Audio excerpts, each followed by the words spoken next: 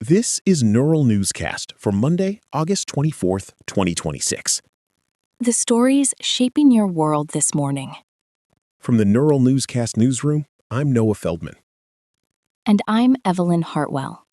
The United Kingdom has transferred secret blueprints to Ukraine that will allow the country to manufacture its own long-range cruise missiles. The announcement was made in Kyiv by Prime Minister Andy Burnham during his first visit to the Ukrainian capital. This move is aimed at building Ukrainian military self-sufficiency as the country faces a daily barrage of Russian ballistic missiles. However, some analysts warn that the blueprints alone might not be enough to shift the war's momentum immediately. President Zelensky and Prime Minister Burnham are focusing on long-term capability, but the immediate pressure on Ukraine's air defenses remains intense. The ability to build these missiles domestically marks a significant evolution in international support. Turning now to Central Asia. Kazakhstan held a parliamentary election yesterday that is expected to further consolidate President Tokayev's grip on power. This vote elected members to a new single-chamber parliament known as the Kurultai. The pro-presidential Adalet Party is widely expected to win a major majority.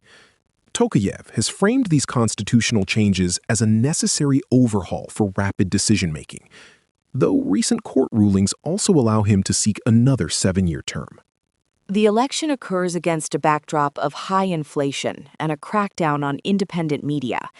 Journalist Lukpan Akhmedyarov and others have faced criminal charges, with authorities opening roughly 10 cases against bloggers and reporters who were not state-controlled. Meanwhile, China has postponed the launch of its Chang'e 7 robotic lunar mission until at least 2027. The mission was originally scheduled to lift off from Hainan province this week to search for water ice at the moon's south pole. The delay is attributed to high-altitude winds and the unprecedented technical challenge of landing a probe on the rim of a crater, Noah. China is competing with the United States to secure lunar resources that could eventually be converted into rocket fuel. Still, the delay gives NASA and private United States companies like Astrobotic and Blue Origin a chance to reach the South Pole first. Identifying usable water ice is the primary goal for any country hoping to establish a sustainable lunar settlement. In other news, a landslide at the largest landfill in Conakry, Guinea, has killed 30 people. Heavy rains triggered the collapse of a refuse mountain early Sunday morning, burying several nearby shacks in the Dar es Salaam district. That site was actually scheduled for closure the very day the disaster occurred, Evelyn. While Guinea is rich in bauxite and gold, nearly 44% of the population lives below the poverty line, often in high-risk areas like those surrounding the landfill. Rescue workers are still searching for survivors in the debris, though 6 people were confirmed to have serious injuries. The government has pledged to relocate the remaining families to safer areas to prevent further loss of life. Turning to the United States labor market at the highest levels of government, the White House is facing several high-profile staff departures. Press Secretary Caroline Leavitt and top legislative liaison James Braid both announced their exits this week. These exits are happening as the administration prepares for a potentially divided Congress after the midterms. Aides are reportedly seeking to leverage their current political capital for private sector roles before a possible shift in power on Capitol Hill, Noah.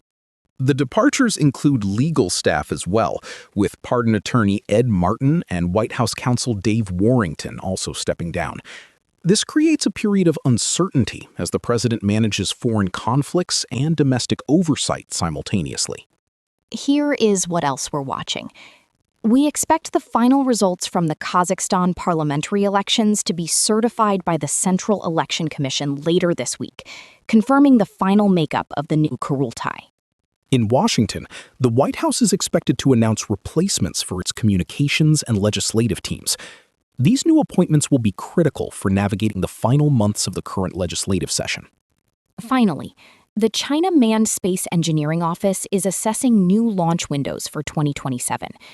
Experts suggest 2 potential windows in the spring or midsummer, based on the orbital alignment required for the lunar South Pole landing. That's the briefing for today. Thanks for listening.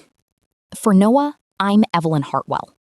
Neural Newscast is AI-assisted, human-reviewed. View our AI transparency policy at neuralnewscast.com.